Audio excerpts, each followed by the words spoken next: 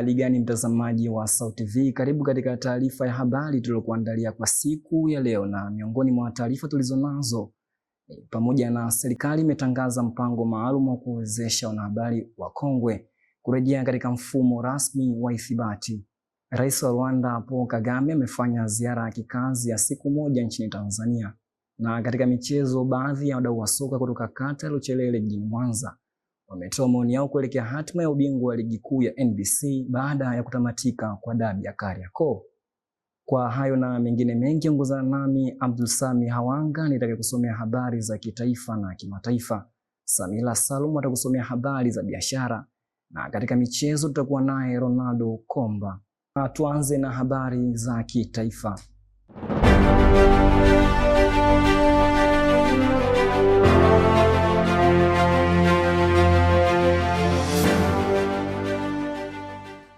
Na tukianzia hapa katika ukanda wa Ziwa Victoria ndani ya wilaya ya Nyamagana jijini Mwanza, baadhi ya wanafunzi wa jinsia ya kike kutoka Chuo Kikuu cha Mtakatifu Agustino campus ya Mwanza wameomba wamiliki wa hosteli za nje ya chuo kuandalia maeneo rafiki watakayotumia kuhifadhi taulo zao baada ya kuzitumia. Wametoa wito huo kufuatia ukosefu wa miundombinu bora ya kuhifadhia taka hizo, hatua inayopoteza faragha zao na kupelekea uchafuzi wa mazingira kwa ujumla. Mwanahabari wetu Dorcas Maximilian ametuandalia ripoti ifuatayo.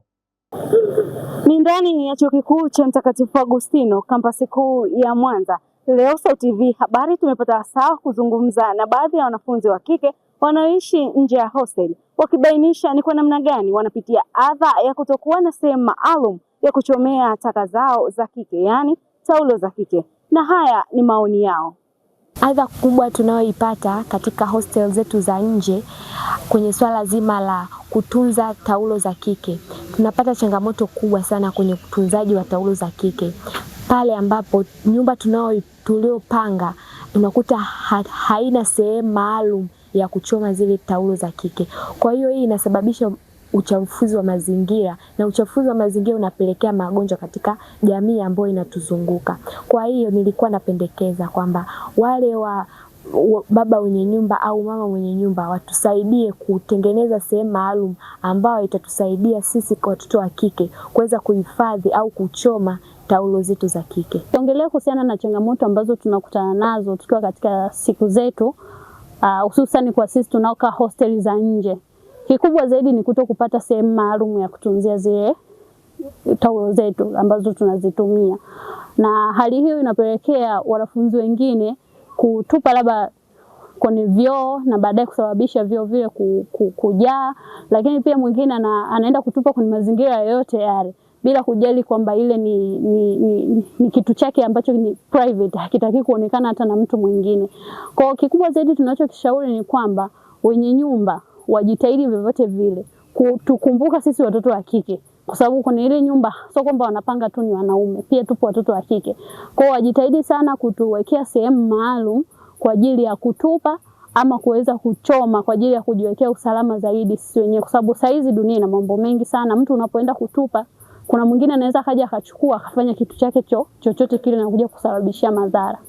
Haya ni baadhi ya maoni ya wanafunzi wa kike ndani ya Chuo Kikuu cha Mtakatifu Agustino, wakitoa wito kwa wamiliki wa hosteli za nje kuweka sehemu maalum kwa ajili ya uchomeaji wa taka zao za kike. Mimi ni Dorcas Maximilian wa Sauti TV. Asante sana Ronaldo Komba kwa taarifa hizo za michezo. Mtazamaji, taarifa hizo za michezo ndizo zinatutamatishia taarifa ya habari kwa siku ya leo. Lakini kabla ya kumaliza taarifa ya habari, tupate tena muktasari wake. Shukrani sana Dorcas Maximilian kwa ripoti hiyo. Mtazamaji, tukisalia hapa jijini Mwanza, baadhi ya wafanyabiashara wa soko la Buhongwa wilaya ya Nyamagana jijini Mwanza wameeleza changamoto ya ukosefu wa miundombinu ya dampo inavyoathiri biashara zao, na kuongeza kuwa changamoto hiyo inaweza kuhatarisha afya za wafanyabiashara kwa ujumla. Mwandishi wetu Beka Momloko ametuandalia taarifa ifuatayo. Mtazamaji wa Sauti TV, nipo katika soko la Buhongwa, soko ambalo linapatikana katika jiji la Mwanza. Soko ambalo limekuwa likikumbwa na changamoto ya kutokuwepo kwa dampo la kisasa. Je, wafanyabiashara wa soko hili wana yapi ya kuzungumza kutokana na changamoto hii? Kwenye swala la changamoto ya dampo, kwa sisi wafanyabiashara inatuathiri kwa kiwango kikubwa sana. Moja, kwa mfano harufu kali. Panapokuwa na harufu kali humu sisi tunajikuta kwanza kiafya yetu haiko sawa, si ndio hivyo? Cha pili, wateja. Tunaweza sisi harufu ile tukaivumilia, lakini wateja kama wateja wanakuwa na changamoto sawa ya kuingia humu kwa sababu ya ile harufu. Usafi tunaipata, mfano kama mvua ikinyesha, maji machafu ni mengi sana yanayotoka dampo kupita maeneo tuliopo. Uchafu unakuwa ni mwingi humu sokoni. Hela za taka tunatoa, lakini mazingira hayawi masafi kulingana na jinsi tunavyotoa hela za usafi. Ni matokeo ya baada ya mvua kunyesha kunatokea harufu kali, hivyo inasababisha matumbo kujaa gesi na kushindwa kula, na kunakuwa na wadudu nyemelezi wanaokuja kwenye mazingira ya biashara. Hivyo tunaiomba sisi serikali iweze kutusaidia kujenga dampo la kisasa kwa ajili ya maendeleo na kuweza kuishi katika mazingira yaliyo safi na salama. Dampo serikali ilikuwa kwenye maandalizi ya kulitengeneza hilo dampo, lakini kulingana na miundombinu ya kujenga soko jipya, waliamua wasubirie ujenzi kwanza wa soko jipya ili wataliunganisha na hilo dampo kwa ajili ya ujenzi. Nikiripoti kutoka hapa katika soko la Bongwa katika jiji la Mwanza, jina langu ni Beckham Locos wa SAUT TV. Mtazamaji, tukifunga safari hadi bungeni jijini Dodoma, serikali imetangaza mpango maalum kuwawezesha wanahabari wakongwe kurejea katika mfumo rasmi wa ithibati, hatua inayolenga kuimarisha taaluma ya habari nchini. Taarifa hiyo imetolewa hii leo bungeni jijini Dodoma na Waziri wa Utamaduni, Sanaa na Michezo Paul Makonda wakati wa uwasilishaji wa bajeti ya wizara hiyo. Mwanahabari wetu Dorcas Maximilian ametuandalia ripoti ifuatayo kutoka bungeni. Ni katika bunge la 13, mkutano wa tatu katika kikao cha 21, ambapo serikali ya Jamhuri ya Muungano wa Tanzania imeweka wazi mkakati wake wa kuwainua wanahabari waliobobea lakini ambao hawapo kwenye mfumo rasmi wa ithibati. Akiwasilisha bajeti ya wizara hiyo, Waziri wa Habari, Utamaduni, Sanaa na Michezo Paul Makonda amesema kupitia bodi ya ithibati ya waandishi wa habari, serikali imeandaa mwongozo wa kisheria utakaowawezesha wanahabari wakongwe kutambuliwa rasmi na kuendelea na majukumu yao. Wizara kupitia bodi ya ithibati ya waandishi wa habari imeandaa mwongozo maalum wa kisheria utakaowezesha wanahabari wakongwe walioathiriwa na mfumo wa ithibati kurejea katika mfumo rasmi. Kwa mujibu wa mpango huo, wanahabari hao watapitia tathmini maalum itakayozingatia uzoefu wao kazini, kazi walizowahi kufanya pamoja na uzingatiwaji wa maadili ya taaluma hiyo. Hatua hiyo inatekelezwa kwa mujibu wa Sheria ya Huduma za Habari sura ya 229 inayolenga kusimamia na kuendeleza taaluma ya uandishi wa habari nchini. Katika masharti ya Sheria Huduma za Habari sura namba 229 ambayo ilitungwa kwa ajili ya kukuza taaluma ya uandishi wa habari kwa kuweka mfumo wa kitaasisi utakaosimamia sekta ya habari.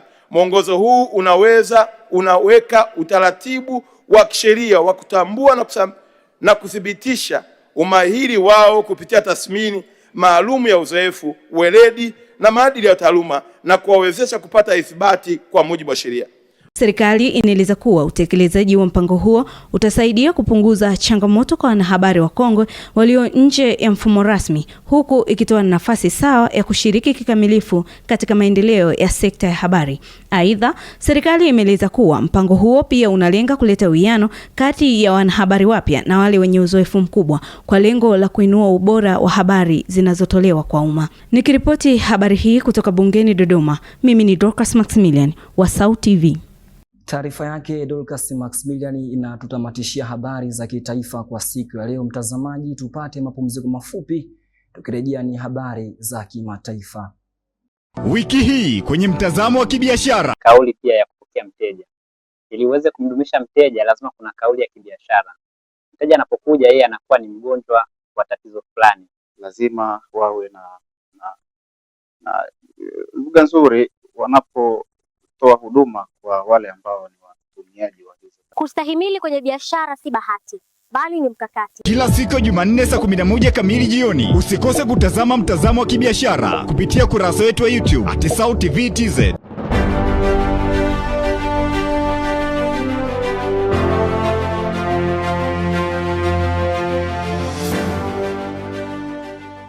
Karibu Karibu tena mtazamaji wa SAUT TV popote unapotutazama hivi sasa, ni wakati wa kuangazia yale yaliyojiri nje ya mipaka ya Tanzania. Rais wa Rwanda Paul Kagame amefanya ziara ya kikazi ya siku moja nchini Tanzania, ambapo yeye na mwenyeji wake Rais Samia wameahidi kuimarisha uhusiano wa kidiplomasia na kiuchumi kati ya mataifa hayo mawili ya Afrika Mashariki. Kwingineko huko Istanbul, Rais wa Marekani Donald Trump ametangaza mpango mpya unaoitwa Project Freedom, ambapo Marekani imeanza kusindikiza meli za kigeni zisizo na upande kutoka katika mlango bahari wa Hormuz kwa kile alichokiita msaada wa kibinadamu kwa nchi zilizonaswa katika mgogoro wa kikanda. Mwandishi wetu Amina Akiba anaeleza kwa kina juu ya taarifa hizi za kimataifa. Swadata kabisa, na tuanzie hapa nchini Tanzania ambapo Rais Kagame aliwasili jijini Dar es Salaam jana Mei 3, 2026 kwa ziara ambayo imelenga kuendeleza na kudumisha uhusiano wa kihistoria kati ya Rwanda na Tanzania. Viongozi hao wawili walikutana Ikulu ambapo walijadili masuala mbalimbali ya ushirikiano wa pande mbili, hususan katika sekta za biashara, uwekezaji na maendeleo ya kikanda kupitia mifumo kama tume ya kudumu ya pamoja JPC. Katika sekta ya uchumi, Tanzania imeendelea kuwa mshirika muhimu wa Rwanda, huku biashara kati ya nchi hizo mbili ikiongezeka mwaka hadi mwaka. Takwimu zinaonyesha kuwa kuanzia mwaka 1990 hadi Machi 2026, Tanzania imesajili miradi 42 ya uwekezaji kutoka Rwanda yenye thamani ya dola za Marekani milioni 325.53, ambayo imezalisha ajira zaidi ya 2200 katika sekta mbalimbali zikiwemo viwanda, usafirishaji, huduma za kifedha, maliasili na utalii. Aidha, wawekezaji wa Tanzania nao wameendelea kuwekeza nchini Rwanda, hatua inayoonyesha mshikamano wa kiuchumi. Alipokuwa akizungumza na waandishi wa habari Ikulu jijini Dar es Salaam, Rais Kagame alieleza kuwa Tanzania ni mshirika muhimu wa maendeleo ya Rwanda na kiungo cha msingi katika kukuza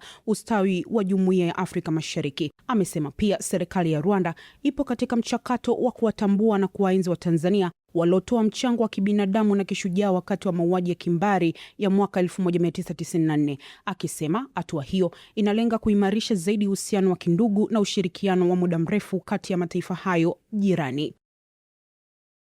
Na tuelekea huko nchini Ghana ambapo serikali ya Ghana imekataa rasmi makubaliano ya afya yaliyopendekezwa na Marekani, ikieleza wasiwasi mkubwa kuhusu ulinzi wa faragha ya data za afya za wananchi wake, na sasa inaelekeza juhudi zake katika mazungumzo ya kupata makubaliano mapya yenye masharti madhubuti zaidi. Hayo ni kwa mujibu wa mkurugenzi mtendaji wa tume ya ulinzi wa data za Ghana, Arnold Kavarpuo. Makubaliano hayo ya awali yangehusisha taasisi za Marekani kupata kiasi kikubwa cha taarifa nyeti za afya bila kuwepo kwa kinga za kutosha za usalama.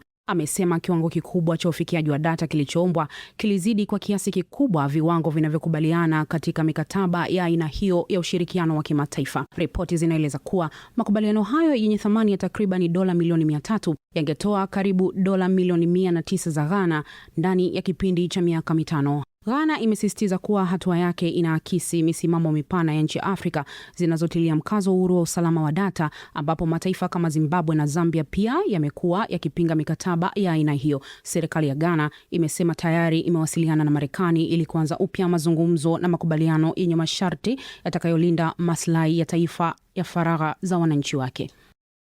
Mwenyekiti wa kamati ya usalama wa taifa la bunge la Iran, Ibrahim Aziz, ameonya kwamba uingiliaji wowote wa Marekani katika mfumo wa usafirishaji wa bahari wa mlango wa Hormuz utachukuliwa kama uvunjifu wa makubaliano ya ceasefire. Kauli hiyo inakuja baada ya rais wa Marekani Donald Trump kutangaza kupitia mitandao yake ya kijamii kwamba nchi yake itaanza kusindikiza meli za kigeni zinazonaswa katika eneo hilo ili kuhakikisha zinatoka salama.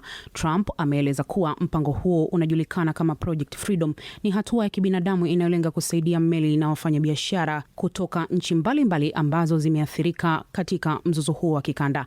Amesema Marekani itatumia uwezo wake kuhakikisha usalama wa usafiri wa baharini, huku akisisitiza kuwa meli hizo hazitaruhusiwa kurejea katika eneo hilo hadi hali itakapokuwa salama. Hata hivyo, hatua hiyo imeibua wasiwasi mpya wa kidiplomasia kati ya Washington na Tehran, huku Iran ikihisi kuwa Marekani inaongeza uwepo wake katika eneo nyeti la Hormuz.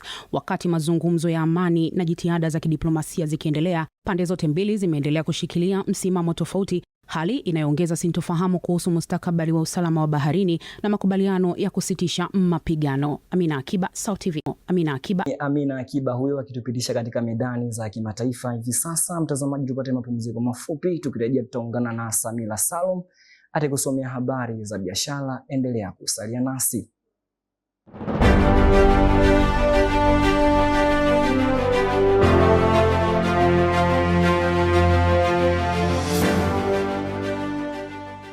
Karibu tena mtazamaji wa SAUT TV, na sasa ni habari za biashara. Jina langu ni Samira Salum. Baadhi ya wafanyabiashara katika mtaa wa Swea wamesema ni muhimu kufanya utafiti wa soko kabla ya kuanzisha biashara, jambo linalosaidia kutambua mahitaji ya wananchi na kukua kwa kipato chao. Katika mahojiano na SAUT TV habari, umeongeza kuwa biashara inahitaji moyo wa kujituma na kuchunguza ili kubaini changamoto na kuweza kuzigeuza kama fursa. Kwingineko, biashara kimataifa. Kupanda kwa gharama za diesel duniani kumepelekea sekta ya mawasiliano barani Afrika kutafuta mbadala wa kuendesha minara ya simu, ambapo kampuni nyingi kuweka nguvu kwenye matumizi ya nishati ya jua ili huduma za mawasiliano ziendelee bila ya usumbufu. Kwa taarifa hizi za biashara, tuungane na mwanahabari wetu Veronica Mliatu. Baadhi ya wafanyabiashara katika mtaa wa Swea wameelezea kuhusiana na faida wanazozipata za kufanya utafiti kabla ya kuanzisha biashara. Tukapate kusikia maoni yao. Naitwa Michael Maneno, ni mfanyabiashara mdogo wa genge hapa Swea. Umuhimu wa kufanya research imenisaidia kwa kiasi kikubwa. Kwanza, kupata wateja. Unapofanya research inakusaidia wewe mfanyabiashara kujua ni kwa namna gani biashara yako itaenda, kwa sababu utategemea sana watu. Hapa panaitwa Fogo Chips Point, tunapatikana Swea, jirani na Makutano Hostel, barabara ya kuelekea Ziwani au Maduka 9. Faida unaweza kuzipata kama mfanyabiashara kufanya utafiti kabla ya kuanzisha biashara yako. Kwanza, inakusaidia kujua uhitaji wa watu katika eneo ambalo unataka kuanzisha biashara yako, kwamba uanzishe biashara gani kwenye eneo gani. Kabla hujaanzisha biashara, unatakiwa kufanya utafiti ili ujue watu wa eneo hilo wanakosa vitu gani, ili wewe kama mfanyabiashara uje na kitu kipya. Yaani usikopi vitu vingine ambavyo vinapatikana na wewe kuongezea, maana haitakusaidia zaidi utapata hasara. Ukifanya utafiti na kujua ni kitu gani unatakiwa ukilete, kitu gani kinahitajika, itakusaidia kupata faida zaidi. Kwa majina naitwa Riziki Hezbon. Kwenye biashara yangu kabla sijaianzisha, nilijaribu kufanya utafiti katika eneo la kufanyia biashara yangu ili nijue kwa katika hili eneo wateja wakazi wa eneo hili wanaweza kuhitaji nini kabla sijaanzisha biashara yangu ambayo ni miamala hiyo. Kagundua katika eneo hili kuna uhaba wa kufungua duka la miamala. Kwa hiyo mpaka saa hizi nafanya kazi yangu ya miamala nimefungua katika eneo hili. Niligundua wanaokaa katika eneo hili wana shida sana na huduma za kutoa pesa na kuweka, wengine wakitumia katika shughuli zao za kulipia maji, umeme, wengine wanatumia katika ada kazi mbalimbali. Kwa hiyo ndo shughuli yangu kuu sana ninaloifanya katika eneo hili. Nikiripoti kutoka mtaa wa Swea, mimi ni Veronica Mliatu wa SAUT TV. Katika habari za biashara kwingineko kimataifa. Kwa miaka mingi minara ya mawasiliano ya Afrika imekuwa ikitegemea jenereta za diesel kutokana na changamoto za umeme katika maeneo mengi. Hata hivyo, ongezeko la bei ya mafuta na changamoto za usambazaji limeifanya diesel kuwa ghali zaidi katika kampuni zinazotoa huduma za simu. Mabadiliko hayo yanaonekana wazi katika nchi mbalimbali ambapo waendeshaji wa mitandao wameanza kufunga mifumo ya sola pamoja na betri za kuhifadhi nishati. Makampuni makubwa ya mawasiliano yanaendelea kuwekeza fedha nyingi katika miradi ya nishati safi, ambapo hatua hiyo inalenga kupunguza matumizi makubwa ya fedha yanayotumia kununua mafuta, huku ikimarisha ufanisi wa huduma kwa wateja. Baadhi ya mataifa, gharama za uendeshaji wa minara zimekuwa kubwa kiasi cha kuathiri mipango ya maendeleo ya kampuni. Kupitia matumizi ya nishati ya jua, waendeshaji wanaamini wataweza kudhibiti matumizi na kuongeza uwezo wa kufikisha huduma hata katika maeneo ya mbali. Mbali na kupunguza gharama, matumizi ya sola yameonekana kuongeza udhabiti wa mawasiliano katika maeneo yaliyokuwa yakikumbwa na changamoto za kukatika kwa huduma kutokana na uhaba wa mafuta. Sasa yanaanza kupata huduma za uhakika zaidi. Wadhibiti wa sekta ya mawasiliano pia wameona fursa kubwa katika matumizi ya nishati safi, ambapo baadhi ya mipango imependekezwa minara ya mawasiliano iwe sehemu ya miradi ya umeme wa sola inayoweza kusaidia pia nyumba na biashara zilizo karibu. Wataalamu wanaamini kuwa mabadiliko hayo yanaweza kuipa Afrika mfumo imara zaidi wa mawasiliano huku yakipunguza utegemezi wa mafuta. Kadiri bei ya dizeli inavyoendelea kubadilika duniani, matumizi ya nishati ya jua yanaonekana kuwa suluhisho muhimu kwa mustakabali wa sekta hiyo. Veronica Mliatu, South TV. Asante sana Veronica Mliatu kwa taarifa hizo za biashara. Mtazamaji, ni mwisho wa taarifa za biashara tulizokuandalia kwa siku ya leo. Tupate mapumziko mafupi, tukirejea ni habari za michezo na Ronaldo Komba. Endelea kutazama South TV habari. Mimi ni Samira Salum.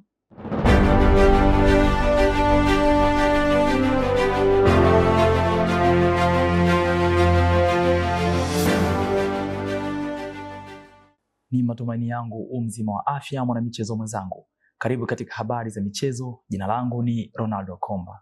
Baadhi ya wadau wa soka kutoka kata ya Luchelele jijini Mwanza wametoa maoni yao kuelekea hatima ya ubingwa wa ligi kuu ya NBC Tanzania Bara baada ya mchezo wa dabi ya Kariakoo kati ya Simba na Yanga siku ya jana kutamatika kwa sare ya mabao 2-2. Na katika rubaa za kimataifa, klabu ya Manchester United imefuzu rasmi kwenye michuano ya ligi ya mabingwa barani Ulaya mara baada ya kuibuka na ushindi kwenye mchezo wa raundi ya 35 dhidi ya Liverpool uliochezwa katika uwanja wa Old Trafford majira ya saa 11:30 jioni. Kwa undani wa habari hizi za michezo, tuungane naye mwanahabari wetu Elisante Mwanga. Mchezo wa dabi ya Kariakoo mzunguko wa pili umetamatika hapo jana kwenye uwanja wa Meja Jenerali Samuyo, ambapo Young African pamoja na Simba Sport Club wametoka suluhu ya mabao 2-2, ambapo huo unakuwa ni mchezo wa 20 kwa NBC Tanzania Bara, ikiwa gapu ni la alama 5 tu, huku Young African akiwa wa kwanza na Simba Sport Club wakiwa nafasi ya pili. Sasa leo nipo mtaa wa Soya, kata ya Luchelele jijini Mwanza, nikiongea na baadhi ya mashabiki wa soka wakieleza mtazamo wao kuhusiana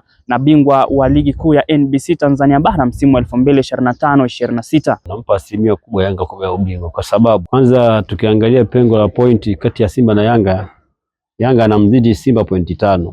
Na tukimchukulia Azamu mimi simpi asilimia kubwa kabisa kwamba kubeba ubingwa. Kwanza amezidiwa pointi nyingi sana na Yanga. Kwa kuangalia kuhusiana na mwenendo wa ligi NBC Premier League, naona kabisa kwamba bingwa kidogo bado hajajulikana hivyo, lakini kwa mtazamo wangu jinsi ligi inavyoenda, naona kabisa kwamba Yanga ana nafasi kubwa kuchukua ligi, japokuwa bado kuna kaupinzani kanaweza katokea kwa hizo mechi zilizobaki.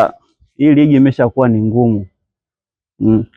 Labda tusubiri tuone, maana pointi 30 ni nyingi.